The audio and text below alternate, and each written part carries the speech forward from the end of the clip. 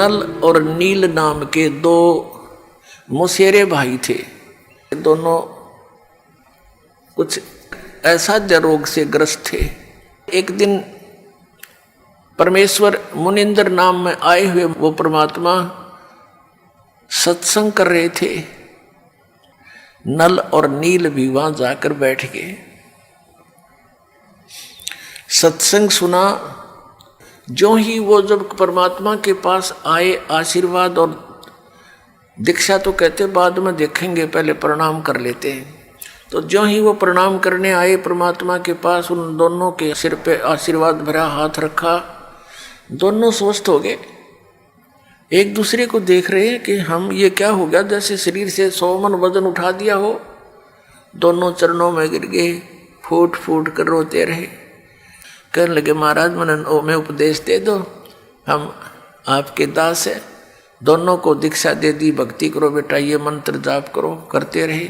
उस दिन से वो बहुत सत्संग में सेवा करने लगे। बूढ़े बुजुर्गों के कपड़े, रोगियों के, अपाहिजों के कपड़े ले जावें, लाओ जी मैं धो लाऊंगा। उनके कपड़े धोवें, बर्तन साफ करें, उनको आराम से बैठावें, नवावें। यानी इस तरह वो सेवा करने लगे, जो परमात्मा मुनिंद्र जी के आश्रम में जो आया करते थे। लेकिन वो फिर भी एक सीधे साधे थे, भोले से दिमाग के थे। वो क्या करते, सत्संग में जो चर्चा होती, ज्ञान सुनते भगवान के मुख से, तो कपड़े धोने जाते या बर्तन साफ करने जाते। दरिया के किनारे सत्संग होया करते थे, आश्रम होते थे ऋषियों के। तो वो क्या करते, दरिया के जल में किनारे पर कपड़ों को पानी में भिगो देते कि कुछ देर इनका मैल गल जावे, फिर धोएंगे। इसी प्रकार बर्तनों को, और बैठ के किनारे पर वृक्ष के नीचे सत्संग सुनी हुई बातों पर दोनों चर्चा करते थे। तो ऐसे जब वो बातें कर रहे होते हैं तो एक आधा कपड़ा उस झालों में बह जाता था, उनको पता नहीं लगता। जब वो जाकर धोकर सुखा देते उनके कपड़े, तो वो फिर उठाते अपने अपने कपड़े। कोई कहता जी मेरा तो धोती नहीं मिली, कोई कहता मेरा कुर्ता गुम हो गया। वो कहते भाई हम तो जितने ले गए थे उतने ले आए हैं, हमें तो मालूम नहीं। इसी प्रकार बर्तनों में भी कोई एक आध बर्तन, किसी की गिलास, किसी की थाली प्रतिदिन गुम हो जाती थी। और फिर उनसे प्रार्थना की, भाई देखो मुश्किल से तो हम एक गिलास लाए थे, इतनी दूर से कहाँ कैसे लाएंगे। भाई इससे अच्छा तो तुम ऐसा करो, हमारी सेवा मत करो, हम खुद कर लेंगे। हमें तो बहुत अभाव हो गया इन वस्तुओं का, अब कहाँ से लाएं जा करके। तो वो कहने लगे भाई आगे ध्यान रखेंगे, हम बहुत ध्यान रखेंगे। तो अन्य जो और सेवादार होते थे वो बताते थे कि ये भोले भाले व्यक्ति हैं, उन कपड़ों को बर्तनों को भिगोकर पानी में बैठ जाते, एक तरफ भगवान की चर्चा करते रहते हैं, इनको पता ही नहीं लगता वो पानी में बह जाते हैं। कहने का भाव ये शिकायत गुरु जी के पास पहुंच गई, मुनिंद्र जी के पास। अब उनको चिंता होगी कि महाराज जी के पास बात गई और अब ये हमारी सेवा छीन लेंगे। अब सेवा छीननी गई तो भगवान रुष्ट हुए हमारे से। गुरु जी रुष्ट हो गए तो हम पर तापत्तियां फिर आ जाएंगी। वो इस भय से करबद्ध होकर के वहाँ गए। गुरु जी ने बुलाए। परमात्मा ने कहा बेटा ये बहुत परेशान हो गए हैं, आपकी नीयत अच्छी है भगवान भक्ति सेवा करने की, लेकिन इनको प्रॉब्लम घनी हो जाती है, तुम सेवा रहने दो बेटा, कोई और सेवा कर लो। वो चरणों में गिर गए, बुरी तरह रोने लग गए, हे परमात्मा हमारी सेवा ना छीनो, हे भगवान आगे हम बहुत ध्यान रखेंगे। तो भक्त कहते जी इनने कई बार कह ली ये बात, तो ये फिर जाते भूल जाते, इनके बस की बात नहीं। अब परमात्मा ने देखा कि इनकी श्रद्धा टूट है, इनका दिल टूट जाएगा, ये वहाँ दुखी हो जाएंगे। तो परमात्मा कबीर मुनिंद्र जी ने, परमेश्वर जी ने आशीर्वाद दे दिया बेटा आज से तुम्हारे हाथों से कोई वस्तु जल में डूबे नहीं की, वो वहीं जहाँ रखोगे वहीं रहेगी, इधर टस मस्या नहीं होगी, तुम नहीं छेड़ोगे इतने। अब इस वर्क को पाकर वो बड़े खुशी हुए, जाकर देखा वो कपड़े धर दिए, भिगो दिए, जहाँ रखे थे वहीं रहे। थाली बेले काशी के होते थे वो रख दिए, काशी तो वैसे डूब जाती है, काशी भर के पानी तो बेला, और उस पर दरिया पर रख देते थे, जो का तो रहता था। फिर एक आध कहने लगा पत्थर तो उठा कर रख के देख लो। वो एक आधी कंकर पत्थर उठा कर रखे, वो जहां रख दिया उस जल के ऊपर एज इट इज स्थिर रहने लगे। तो ये उन भक्तों की तो प्रॉब्लम हल होगी जिनके बर्तन और कपड़े गुम होया करते। तो इस प्रकार नल और नील को ये आशीर्वाद परमेश्वर मुनिंदर जी द्वारा दिया गया था। उधर से क्या हुआ कि कुछ दिनों के बाद जैसे विष्णु अवतार श्री रामचंद्र जी राजा दशरथ के गर्दन में थे, विवाह हुआ सीता जी के साथ। विवाह होने के कुछ ही समय उपरांत उनका वनवास हुआ। वो वन में अपना समय व्यतीत कर रहे थे, वहां से सीता जी का अपहरण कर ले गया रावण।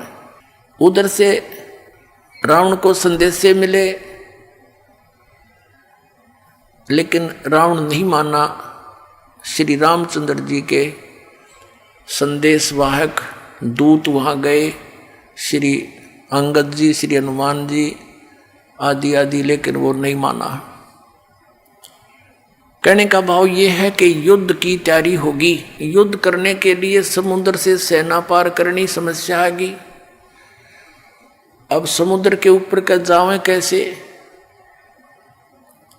तो कहते हैं उनके इतिहास में लिखा है जीवनी में कि 3 दिन तक श्री रामचंद्र जी ने घुटनों जल में खड़ा होकर समुद्र के अंदर और प्रार्थना की थी कि हे जल्दी हे समुद्र राज मुझे रास्ता दे दे, मैं बहुत आपत्ति में हूँ। मेरी पत्नी को ऐसे ऐसे रावण ने उठा लिया है, सेना पार करनी है, उस राक्षस को मारना है और उस देवी को छुड़वाना है। लेकिन समुद्र नहीं माना।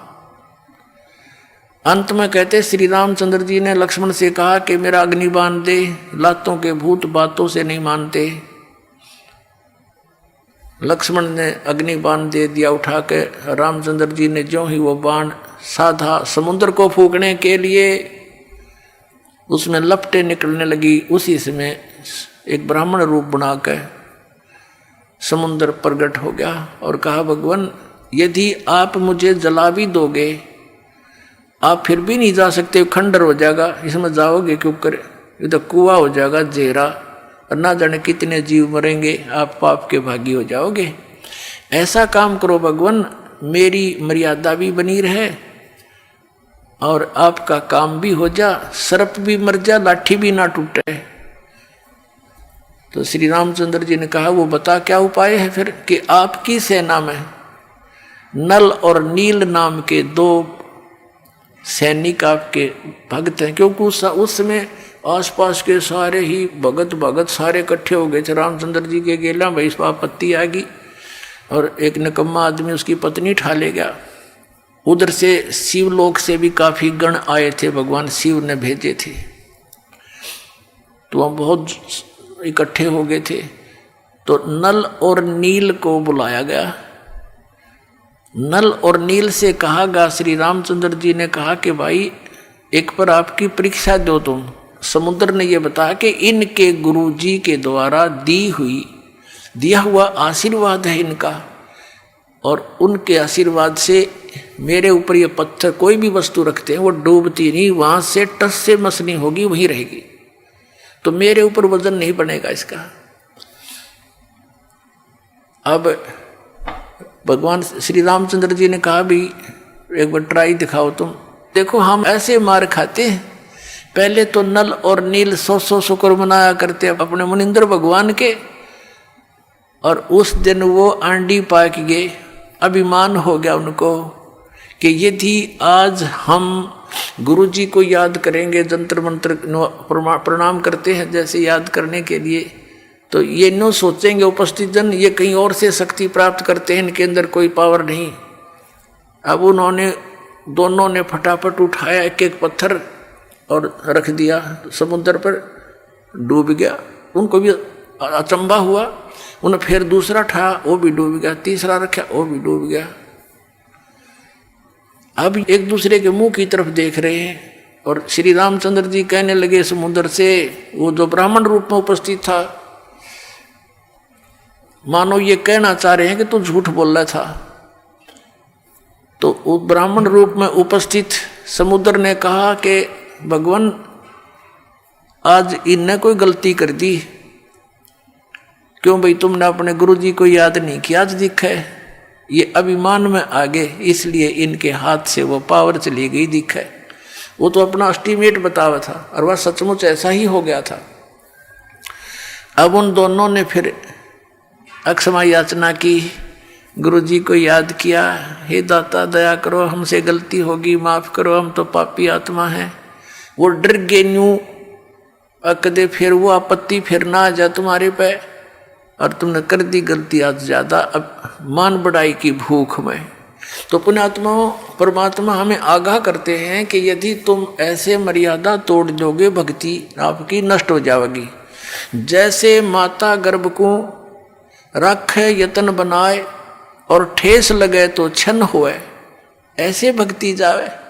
जैसे किसी बहन को, माता को बहुत वर्षों के बाद कोई गर्भ रहा हो, फिर वो कितनी चिंतित होती है उस बालक को परिपूर्ण करने के लिए, कहीं ऊंचे नीचे में पैर न रखा जा, चलते समय भी बहुत सावधानी बरतती है, और रात के समय करवट बदलते समय भी वो बहुत चिंतित रहती है, कहीं मेरे बालक पर जोर ना आ गया, एकदम उधड़ के पड़ती है और देखती है दर्द पीड़ा तो नहीं होगी मुझे। तो कहते हैं जैसे माता गर्भ को रखे यतन बना और ठेस लगे तो क्षीण होए, तेरी ऐसे भक्ति नसावे। तो उनकी भक्ति नस की